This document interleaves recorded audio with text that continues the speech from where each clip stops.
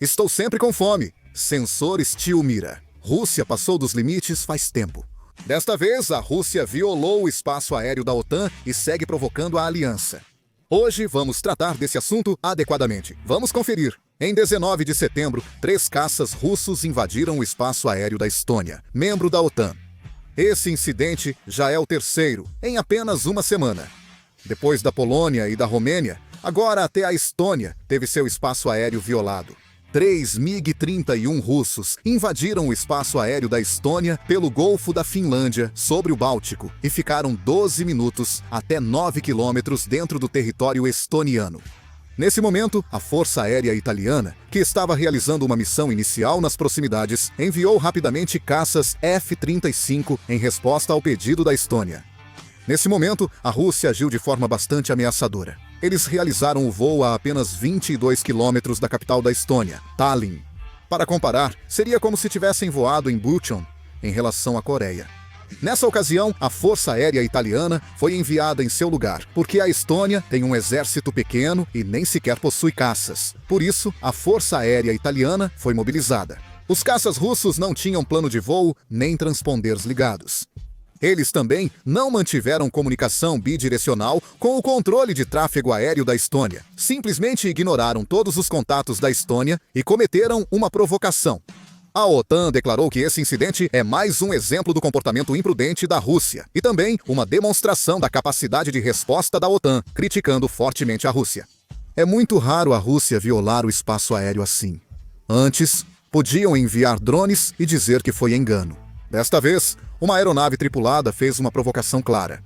Maruš Šakina, ministro das Relações Exteriores da Estônia, afirmou que a Rússia violou o espaço aéreo do país 4 vezes este ano, mas que a invasão simultânea de 3 caças foi uma ousadia inédita.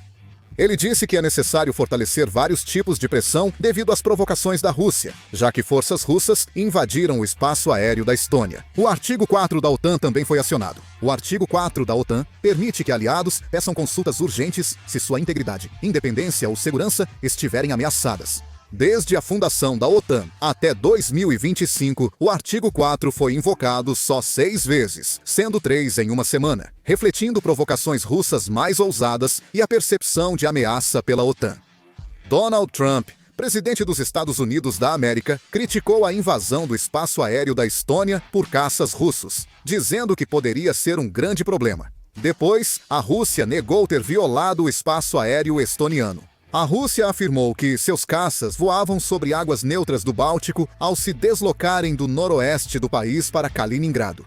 Prevê-se que a inquietação nos países bálticos aumente no futuro.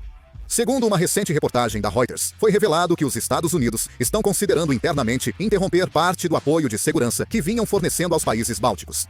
Funcionários do Departamento de Defesa dos Estados Unidos da América teriam ressaltado a diplomatas europeus, em reuniões informais, que a Europa não deve depender tanto dos Estados Unidos da América em segurança.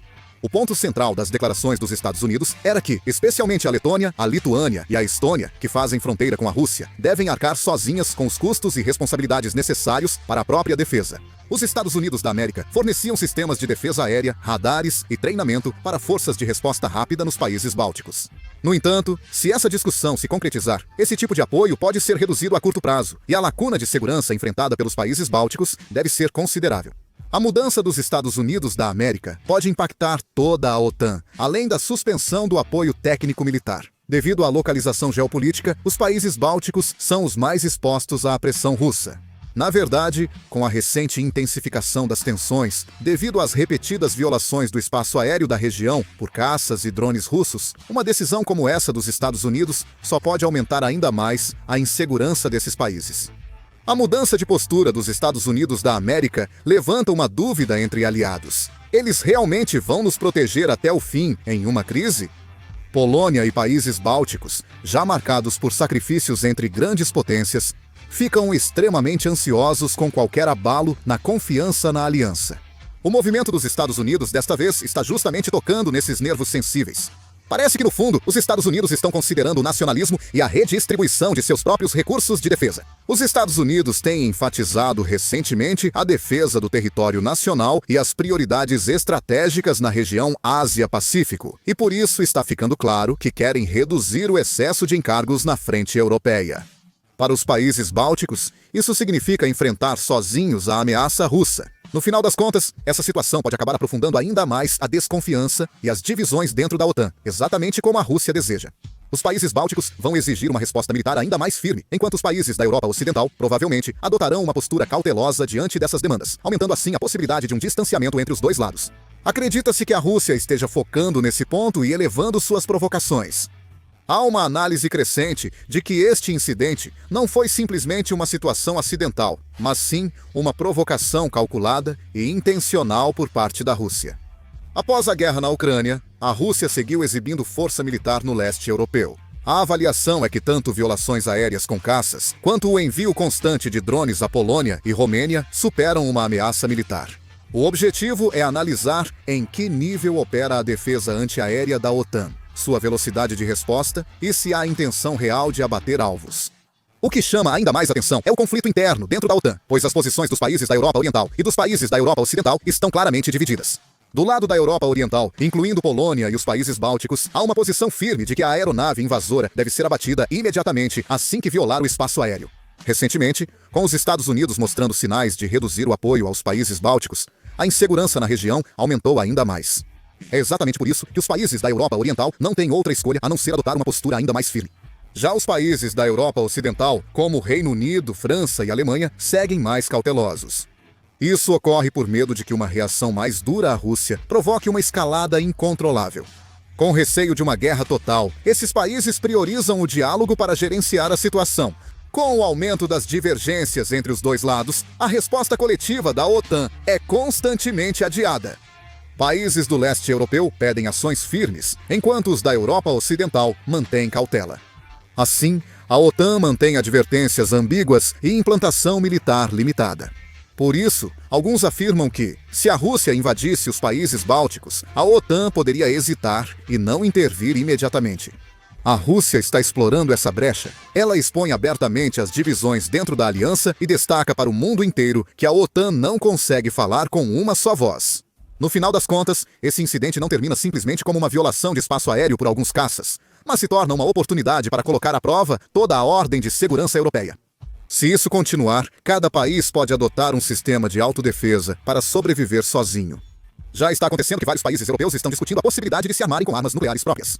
Na Polônia, há trauma histórico, porque na Segunda Guerra Mundial, a intervenção do Reino Unido e França foi lenta, levando à divisão do país. Sem confiança no apoio militar dos aliados, é inevitável que sintam extrema ansiedade. Por isso, Reino Unido, França e Alemanha posicionam caças na Polônia e tentam acalmar o leste europeu, mas a ansiedade desses países segue alta.